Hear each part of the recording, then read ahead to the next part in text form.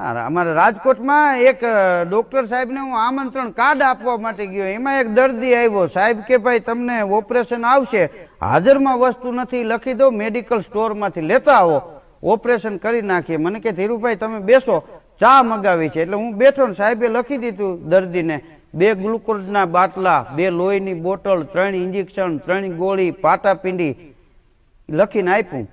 અમારી ચા ન આવી ત્યાં દર્દી મેડિકલ સ્ટોરમાંથી બધું લઈને આવી ગયો, સાથે એક ફૂલ હારે લેતો આવ્યો.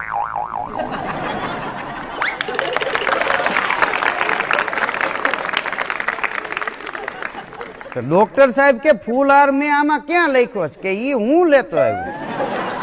તો કે ઓપરેશન કરવું છે એમાં ફૂલ હારની શું જરૂર છે?